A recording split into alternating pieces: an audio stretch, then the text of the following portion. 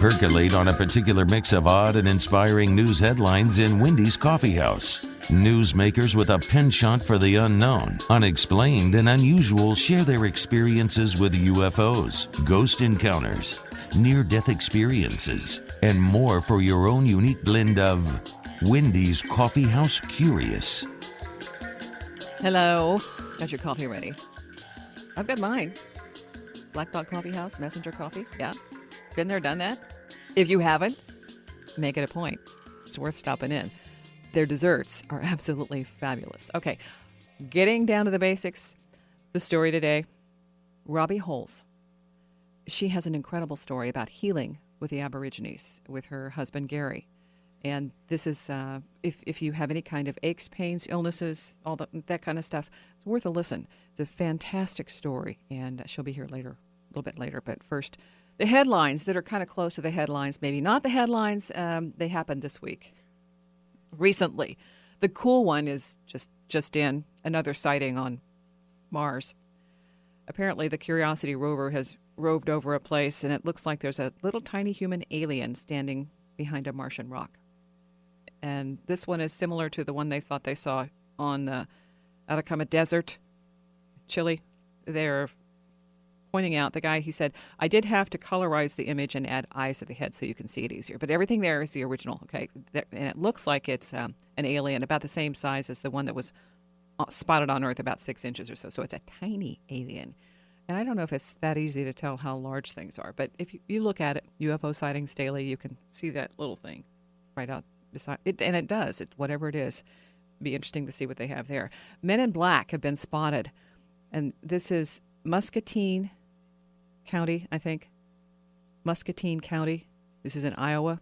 And apparently people, 2 a.m., early morning hours, they'll be out driving from one point A to point B, and they'll see a guy walking down the road in a trench coat.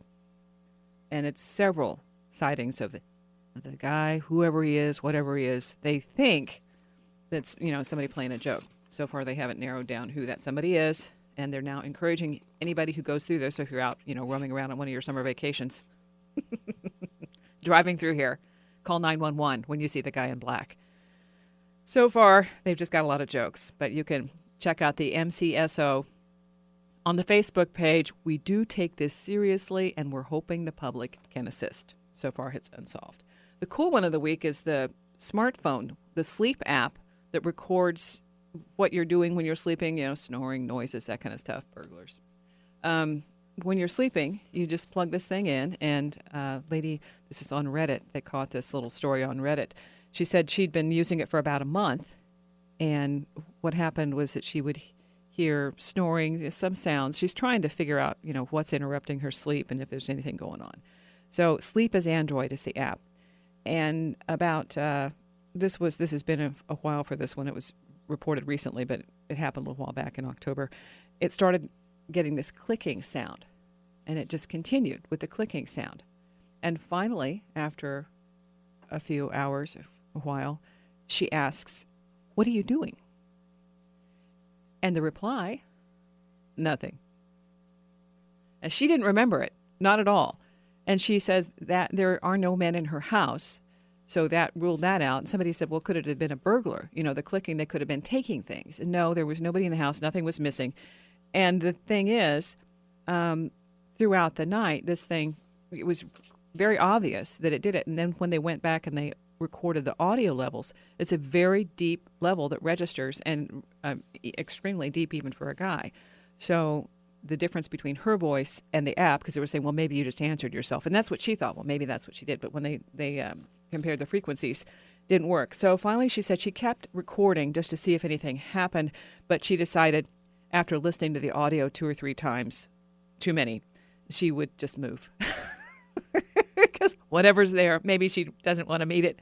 And anyway, it's the Experience Using Sleep as Android app. Okay, you can find it there. Darn, I'm running out of stories. No, I'm not running out of stories. I'm running out of time. I've got like 5 more stories. Okay, here's the last one. The juror for a murder trial in Canada. She wrote to the judge. She said, I don't think I can be on this case. I have, at this point, I've probably had an experience that's affected me mentally and physically. I'm too connected to the murder victim. She says, I have a gift. I'm a medium, I'm an intuitive, and I see and sense those who've died. All right? Last night, the deceased presented himself to me and made me feel he went through all sorts of stuff, and he let me feel it, and I don't think I can be objective now. The council, they had a little meeting. She said, I'm not trying to convince you of the poltergeist. I'm just saying I can't be an objective juror.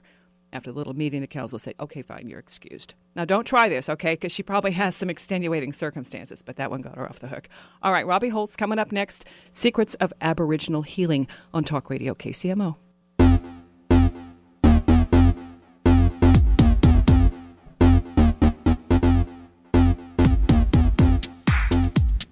All right, Colorado company. They've got a wine for cats. The name of the company, Apollo Peak. So this way, you feel like your cat's being left out. They just stare at you like they do. Why aren't you including me? Here you go. It's non-alcoholic, and it's beet-based. They say it's developed specifically for cats. And you can get the Pinot Meow or the White Moscato. All right? I'm doing that because Robbie starts in the book with being involved with pets. This is her book, Aboriginal Secrets of Awakening. I'm like, oh, there it is. There it is. And I wanted to include that, but decided maybe not. And then I just changed my mind. Robbie, how are you doing? I'm so glad to talk to you today. Great. You really got my attention with that. What a way to start the day. I guess to give people a setup for this, the first book you wrote with your husband, Gary. Right. And Gary's a physicist. And if you could set that up, because that really sets the tone and helps people understand how you could have healed yourself from hepatitis C and a whole lot of other issues, fibromyalgia. But this is just an extraordinary story. I guess to give people a setup for this, the first book you wrote with your husband, Gary. Right. And Gary's a physicist. It talks about the secrets of Aboriginal healing, a physicist's journey with a remote Australian tribe. And if you could set that up, because that really sets the tone and helps people understand how you could have healed yourself from hepatitis C and a whole lot of other issues, fibromyalgia. But this is just an extraordinary story. It's one of those... You don't willingly go down that path, and then you come out the other side and realize this is not an ordinary adventure that most people have gone down. When you were connecting the first time with Gary, it happened in relationship with a dog. That's my life. What can I say, Wendy? Okay, in a good way. Let's set this up better. Yeah, that's true. Yeah. There's so much to say. I'm gonna let you figure out where you want to start with this one. Okay, we'll start where you start. You pick up with the Aboriginal Secrets of Awakening, and you hear for the first time. You've heard about this healer, who's extraordinary, and the dog is coming to you with issues, and so that kind of takes that next path into connecting. Yeah, I was working at a vet's office at the time, and I wanted to learn what Western medicine did to heal animals because I wanted to learn how to heal them myself, having healed myself. And there was a dog that came in that had a broken spine, and the x-rays indicated that, and the vet said there's nothing they can do. They have to put this dog down. And I had just met Gary, and I heard that he had remarkable healing gifts. And I contacted him, and the vet was gracious enough to let him come to her clinic. And after about 4 different times with this dog, he was actually able to heal the spine on that dog. And that dog is, as far as I know, still running around and not drinking wine at this point, but it is definitely running around living a great life. I tell you, when people hear healing a spine, that's why that was an original from one of my earlier memories of what got me connected, because the pet thing is incredible for most of us. So that was a powerful story. But your story, when you wrote with Gary about the book, about his travels and how he connected and went out and stayed with the tribe, give people an idea, because this is an intense redirect for him. Yeah, Gary was a physicist, very much a scientist, but he had multiple sclerosis and was actually a quadriplegic, which meant he had very little movement and feeling from the neck down. And the doctors, he had about 6 months left to live. The doctors had told him to put his affairs in order. And he learned that the remote Australian Aboriginal tribes people have remarkable healing gifts. And through a number of synchronicities, he found out how to get a hold of them. And when he did, they asked, "What took you so long?" "We've been waiting for 4 months," even though he had just learned about them the night before, because they're so tuned in, they're so tapped in to this greater consciousness. So he went into the outback in his wheelchair as a really desperate man to try to survive, and 10 days later came out of that outback desert with feeling in his body, which he hadn't had in 7 years, clumsily walking down the airplane aisle, more than anything transformed emotionally and spiritually, and that really changed the rest of his life. He spent the rest of his days teaching what they had taught him, their ancient secrets, their ancient healing secrets, because they asked him to take it out into the world because we civilized tribes didn't really understand how healing worked. So he lived another 12 years, and he continues to to spread the word about their healing secrets. It's so desperately needed right now in the world. I tell you what, reading the reviews on Amazon, it's incredible. There are a lot of people who are saying this book came at the right time. This is incredible. Or the others, I was really able to feel the energy from Gary, having had a treatment. So the testimonials are fantastic. But Yeah. when you're describing this in the book, the stuff he went through, they kind of isolated him. He wasn't ever taken into the tribe. He was basically their project. Yeah. What an interesting project. Exactly. Yeah, he spent 10 days with. They had brought in a woman who was part Aboriginal, part English, so she could communicate to him. Because the tribe, they're the remote ones. They're telepathic. They don't speak out loud. They think it's very chaotic and primitive to speak out loud. And so, but they needed somebody that could do that, and so they brought in a woman who was able to communicate to him, because they were told by the big guy, which is a genderless term for God, goddess, divine source, whatever that means to you, that they were supposed to give their healing secrets to this man because he would take it out into the world. He was a highly respected physicist. He, trotted all over the globe, working for different governments, and so he came back from the outback and spent the rest of his life teaching what they had taught him. He got a doctor's degree in immunology so that he could use what they had taught him with accreditation of a doctor. So it's psychoneuroimmunology is what he practiced, which is how to use the mind to affect the immune system. Well, the thing about this is you go from a 6-month, a diagnosis to 6 months to live to 12 years. Yeah. The whole thing is astonishing.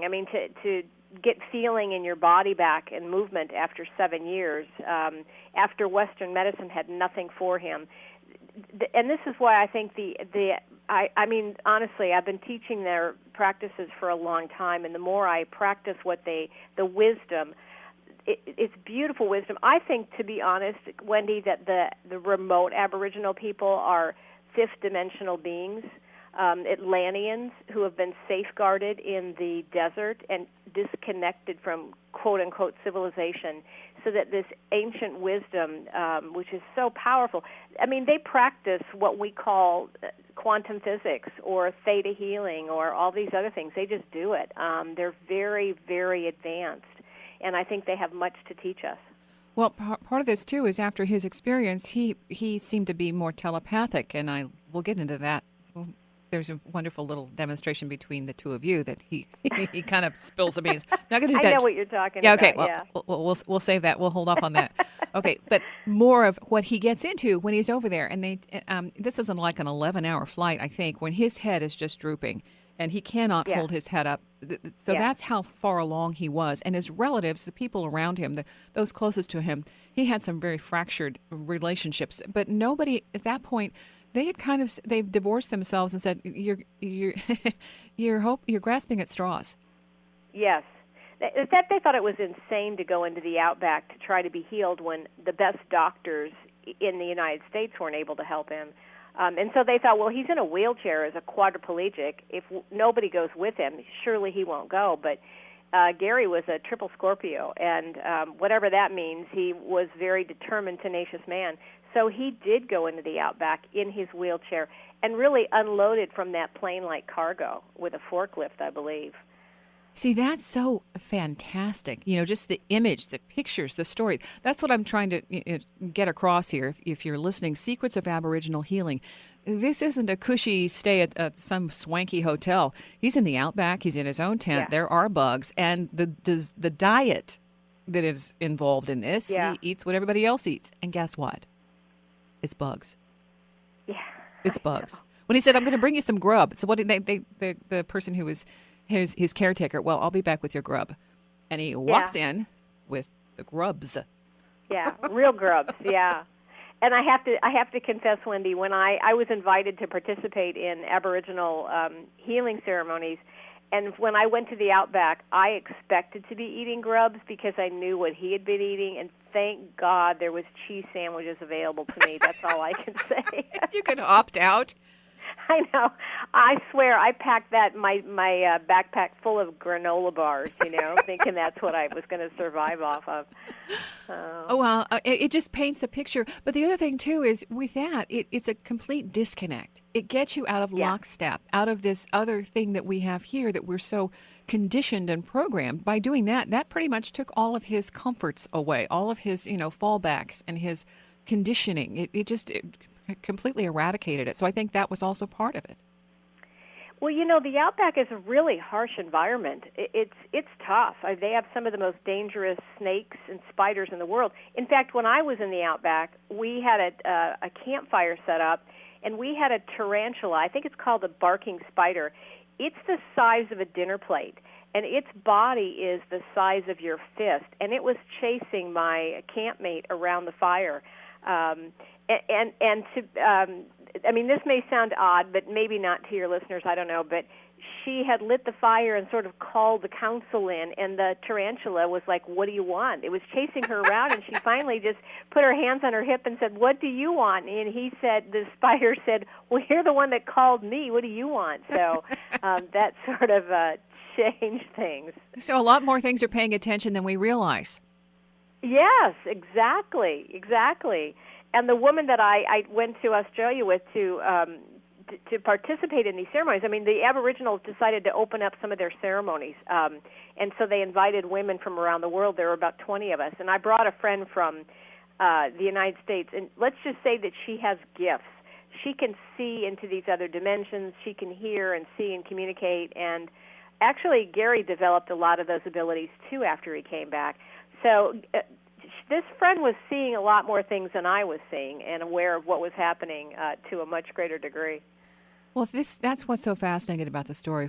For all the dimensions, all the elements, all of that, the depth of the experience is just fantastic. Again, if you're listening, holzwellness.com is the website that talks about a lot of this and the background. And when you were working on healing yourself, that's the connection that really, I think, cemented the relationship between the two of you, because he was right there with you. And this is something you didn't know you had until, I guess, 7 years or so in your system. So we'll get into that a little bit in the next break. But I also want to connect with that little piece of telepathic ability that he had, that he kind of kept to himself until one dramatic moment when all of a sudden the beans got spilled. Okay, we'll take a break here. We're going to come back. We're talking with Robbie Holz, Aboriginal Secrets of Awakening. This is a fantastic story, fantastic journey. You'll want to follow along, so stick around, because this is a very interesting point when people around you are telepathic and they don't tell you. Secrets of Aboriginal Healing and Aboriginal Secrets of Awakening. My guest is Robbie Holz. Talk Radio, KCMO. Hi there. Wendy's Coffee House. My guest, Robbie Holz, author and co-author. Secrets of Aboriginal Healing, she wrote with her husband, Gary Holz, and then the other one, Aboriginal Secrets of Awakening, the follow-up. If you check out the website, you can get a web book, 3 Keys to Unlocking Your Ability to Self-Heal. Going back with Robbie, this is a little deal. She and Gary are working together. They've been together for a while. She's driving down a street, and he's asking where she is, trying to explain, and I love this part. This is for, the reveal. So explain, what was the deal with this one? Well, honestly, I'm always late. It's always at 5-10 minutes, but it's pretty consistent. And Gary was always punctual, and so it's interesting how those two always end up marrying. And so I was late, and on my way home, and I did not realize, Gary came back from the outback and developed all kinds of interesting gifts and talents. One of them was the ability to be telepathic to your thoughts, which is interesting to be married to a man for a year and not know that. And the other is that he could see through my eyes. So one particular day he asked where I was. I was running late, and I said, I'm on my way home. And he said, no, you're not. He could tell that I was in the store looking at houseware goods. So, Busted. That's when I realized, oh, wait a minute, you've got abilities you haven't told me about. I didn't know you could do that. Yeah.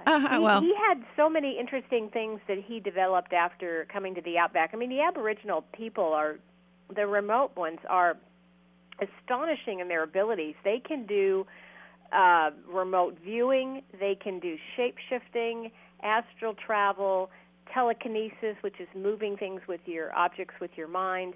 They're telepathic to everything, which they would tell you that we used to be telepathic to everything until we started speaking out loud, and then we lost that connection. So he started coming home from the outback and developing these same things, and it's very interesting because he'd sit at the kitchen table and be aware of what you were really thinking and what other people were thinking as well, and he was very quiet because he was really kind of tapping into what they're not saying. And he could see inside people's bodies. He could see the chakras spinning. He could see how many tumors were in the body and whether they were shrinking or not, and he was a very quiet man, so unless I asked that question, I wouldn't find out that he had these abilities. He was very good about honoring those. He didn't cross the line, but he knew that it would freak people out if they knew he could see inside their bodies. Now, did he go back? It was just the one time. At least that's what you said in the book. He did go back one time, Wendy, and that was to he was not totally out of that wheelchair after he had vastly improved, but he wasn't totally out of that wheelchair. And he went back a year later and said, "You guys haven't finished," and they said, "The rest is up to you." But I don't think it was ever his soul's intention to ever totally get out of that wheelchair. I think on some levels it was part of what he needed for his journey. Well, as active as he was when he was out of the wheelchair, I think he might have gotten distracted. Exactly. And he'll tell you that wheelchair was one of the best things that happened to him because honestly, before, he was a physicist who had his own aerospace company, traveled all over the world, very, very driven, busy man. And that wheelchair slowed him down. And here's the thing. The Aboriginal people, from the age of about 3 or 4, they start meditating or going into dream time, which means that they're unplugging from the mind and plugging into these other dimensions, this other higher consciousness. And that's amazing when you can do that. And he started doing the same thing, and that wheelchair enabled him to, I'd find him in the kitchen. He'd spend more than half of his day like they did, tuned into the other side of the veil and creating what he wanted like they do. And I'd find him in the kitchen with tears rolling down his cheeks at just the awe of everything, getting into these higher vibrational states and just being in extreme joy to the point where you're just crying. Well, see, that part of it, I think in Western culture is very difficult to experience or to understand or to, this is a complete, I guess, counter or opposite of what we experience here. Here, if you can't touch it, it doesn't exist. Exactly. And that was the biggest thing that I think this scientist, this physicist was hit with is, he's very much into the scientific world. If you can't prove it, it doesn't exist. And he realized that there's a lot of gray. There's a lot that you cannot prove that does exist, including the fact that he had a spirit guide, a guardian angel that was with him all the time named Julie. And he started becoming aware of that and communicating to her on a regular basis, where he would spend hours a day communicating to her. And that's really where his healing abilities came about, is she could use him, and he was the conduit. She could laser tumors off by using his eyes, using his focus, and he just developed a phenomenal relationship with her. And that's one of the things that you mentioned in the book, that we really have to practice and upgrade our abilities to focus and to, instead of saying, oh, I wish I had this, I want this, and it changes the tenor, the intention, the demeanor, the energy completely. It does. I should let you know, Wendy. I'm barely hearing you. I don't know if Mark can help with that. I think that we need to start recognizing that we're very powerful creators, and every thought is creating something, and our words are very powerful. So even something like "I apologize" versus "I'm sorry," there's power in the difference between the two. And "I want a pen" versus "that's my pen." It just hasn't. I don't have it at the moment. It's that belief system, that underlying current, that makes a big difference as to what you're creating. When you went back and you went with the group of women, you talked about that.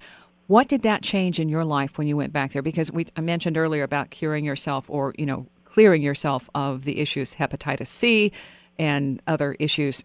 Did that change when you went and on your own journey? Well, I had already healed that when I went back to the Outback, when I was invited to participate. Honestly, that's a loaded question. There's so much I could tell you, and that's why we describe it in the book. These women, the Aboriginal women, are so tuned in. They know how to create thunderstorms. So we created thunderstorms, and apparently the white women who came from around the world added tremendous energy, and they hadn't seen thunderstorms like that in years. And the thunderstorms just kept circling the camp. It was astonishing watching it, and we had created that. So they needed that for their crops and for the desert they live in.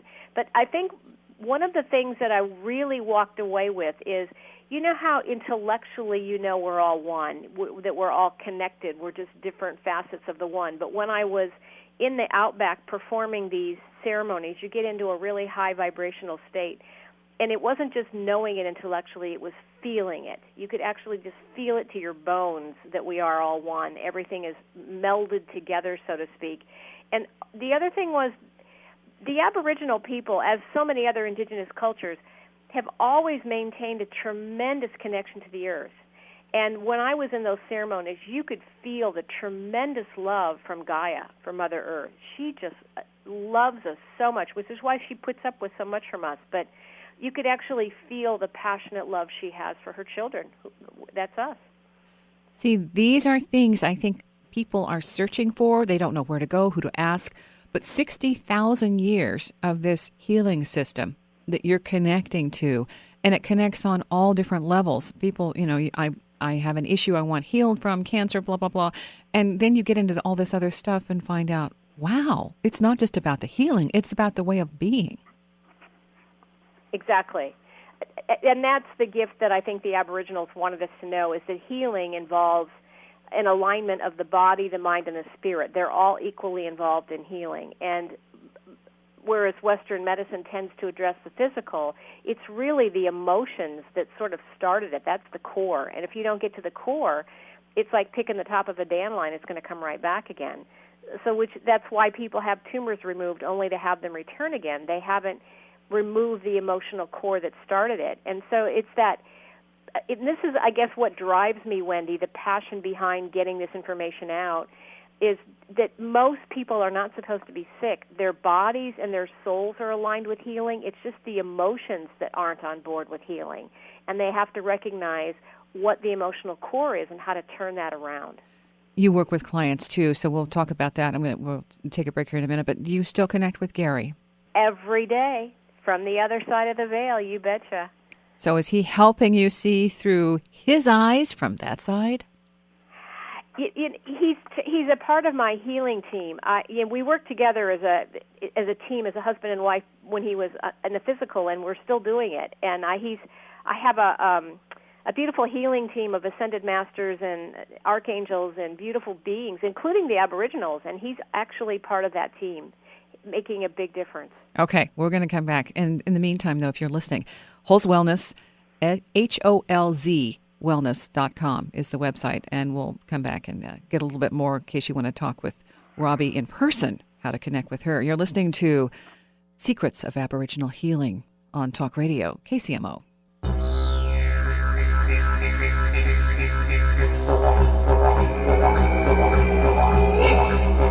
That is so perfect, the didgeridoo. Oh, man. I could listen to that kind of music all day. All right, well, we've got 2 or 3 CDs testifying to that effect. Robbie Holz, my guest, Secrets of Aboriginal Healing, and that's the one with her husband, a physicist's journey with a remote Australian tribe. The other one is Aboriginal Secrets of Awakening, opening it to remote healing because I wanted to get back to the cat. This is a cat issue. A calico showed up on the deck, and she looked really, really straggly. We took her to a vet. She was diagnosed with feline leukemia. They told us to put her down. And that's when we sent Dr. Holz a picture of her, and he started healing with her. 3 months later, we had her tested twice for leukemia. They found no trace. She's happy and healthy. This is the kind of testimonials you got with the pets. Incredible. Yeah. And I love that it was remote. I mean, it got to the point where Gary realized he didn't need to be in the same location. He just needed to know where they were located. And even for people, what's their first name and what city are they located in? Because it was really his solar angel that was doing the healing through him. He was the conduit. Yeah. This is the stuff. And that just goes to show it's not just mind stuff. Because when you can heal animals and remotely, it tells you there's a lot more going on behind the scenes. For a lot of people, it's magic or it's voodoo or it's, hocus pocus, it's mumbo jumbo. And yet, time after time, the testimonials here say it's legit. This works. Yeah. And that's what Gary, I think, was astonished by as a physicist, a scientist, to discover that this stuff is real. It's just, when we worked together, we saw what people would term miracles almost every day, but it's not really miracles. It's what can happen. You just have to open up to that and realize that there's a lot going on, and honestly, that we are incredibly powerful and incredibly powerful healers. We just don't know it. We have to figure out. This is why the Aboriginals so generously gave us their healing information so that we would know how we're blocking healing and how to actually heal. Well, when you guys worked in tandem, there were some points when you would be stewing over something, and he would say, "So are you trying to recreate Hep C? Hello?"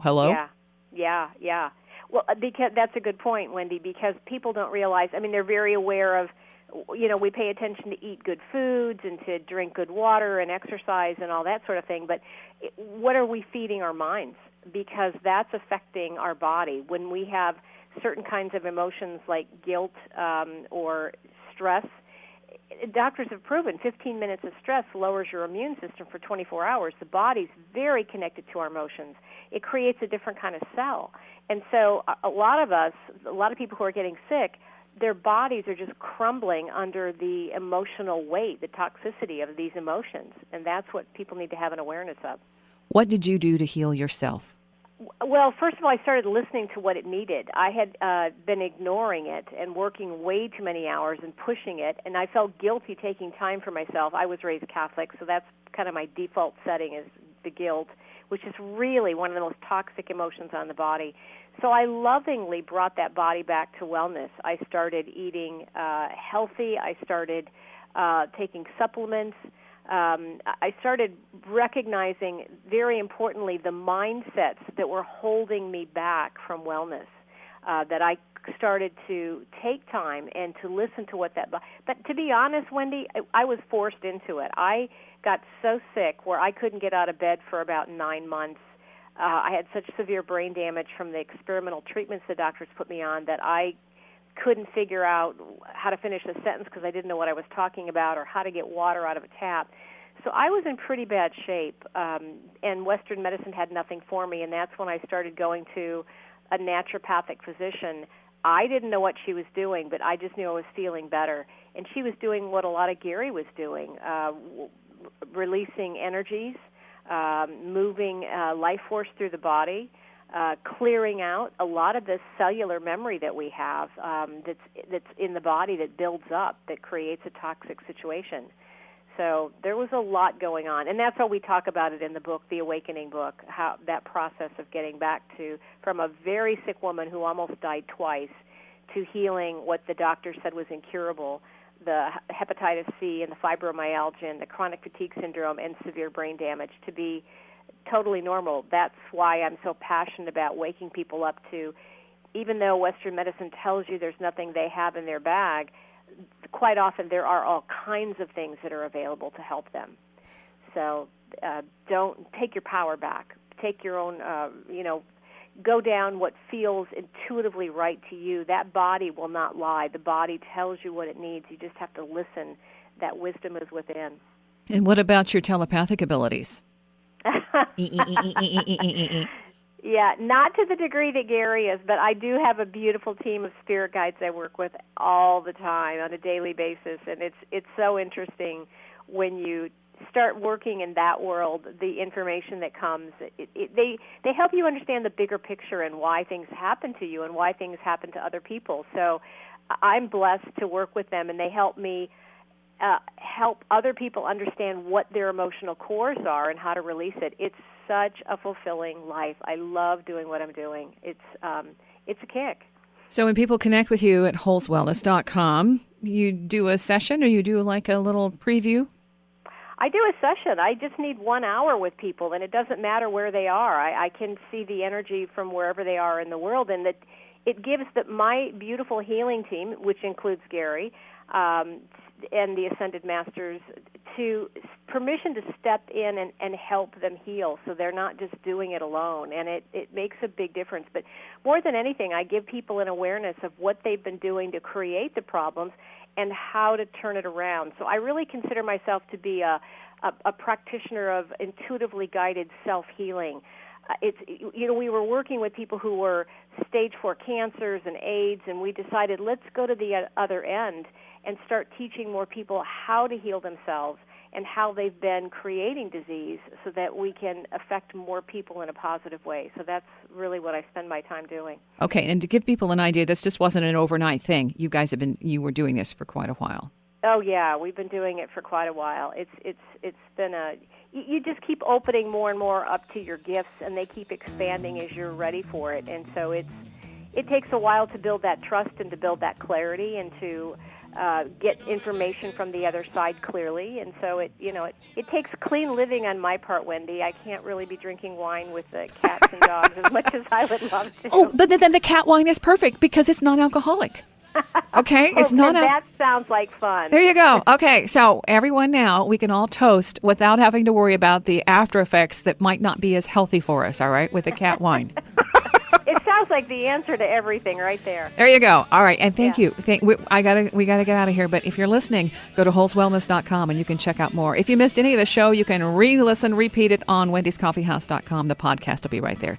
Thank you for listening. Until next time, stay curious. Think clean thoughts. Cat wine might help. Talk Radio, KCMO. See ya.